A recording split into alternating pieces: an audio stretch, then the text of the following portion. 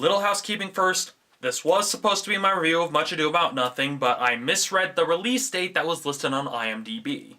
Apparently that release date was only for it being released in New York and California, and it won't go nationwide until the 21st. So yeah, if you know of a more reliable way to confirm movie release dates, please comment below, because I'm getting sick of this, because this has happened twice already.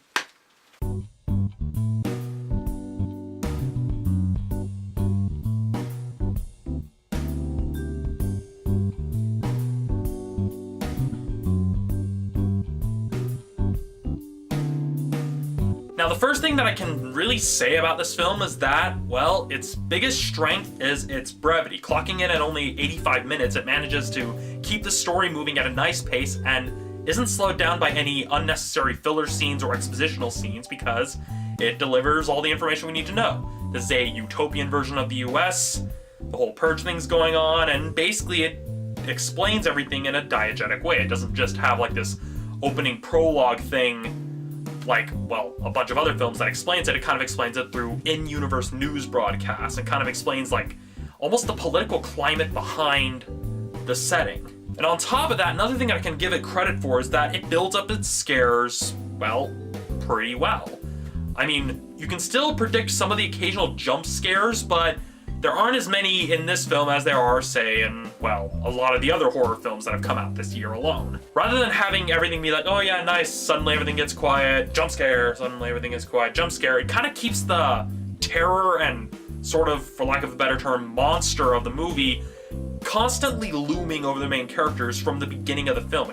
It's kind of like the case where it's ever present, and therefore makes it more terrifying. Another thing I liked is that over time, I mean, most horror films, after the main antagonist or monster is revealed, it kind of devolves almost either into a cheesy dramatic film or a cheesy action film, and thankfully it didn't quite make that mistake.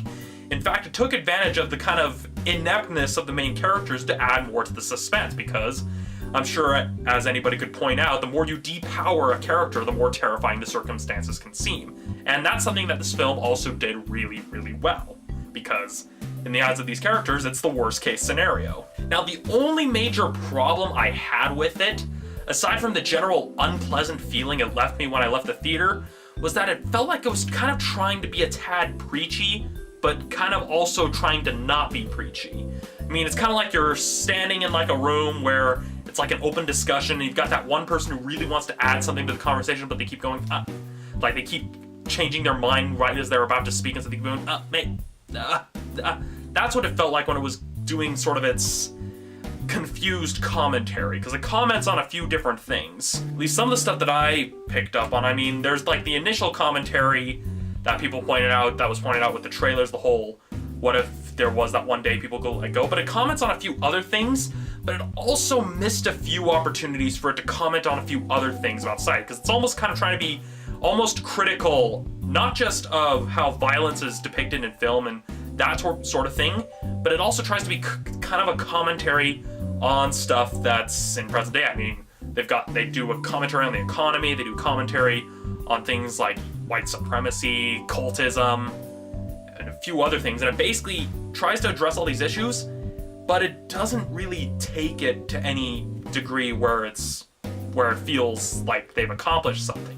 It's just a case where it kind of brings up the ideas and kind of says, hey, this kind of thing is present, but it's afraid to send a general message about any of it. And that was one thing that kind of bothered me, especially during the film's final moments, during like the final scenes. I'm not gonna spoil anything, but let's just say it kind of doesn't, it makes you unsure of how to feel after watching the movie.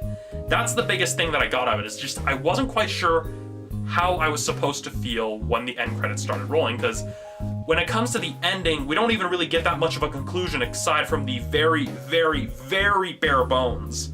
Like the bare bones conclusion that is technically a conclusion, so it's not left on a cliffhanger, but it doesn't really leave you feeling satisfied.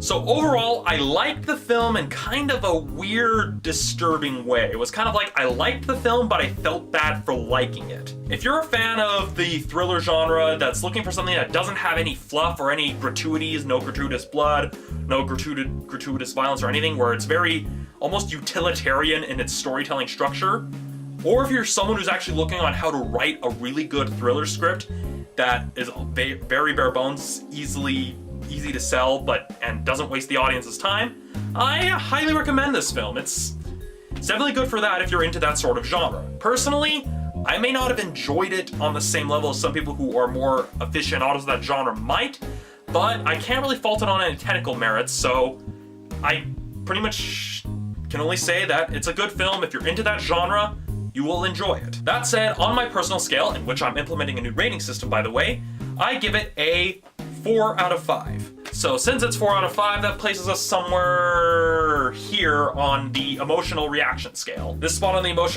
emotional reaction scale means that it's a good film, but you don't need to necessarily to rush out and see it, but I still highly recommend it if you're a fan of the type of genre, or just looking for something that's different and will kind of leave you questioning your faith in humanity for a little while. So that's it for this week's episode of Romney's Reviews. Let me know what you think of the new rating system and emotional reaction scale thing in the comments below. As for next week, unless IMDb is really lying to me, even though I kind of doubt it because I can reconfirm this through all of the various advertisements, next week I'll be taking a look at Man of Steel. See ya then.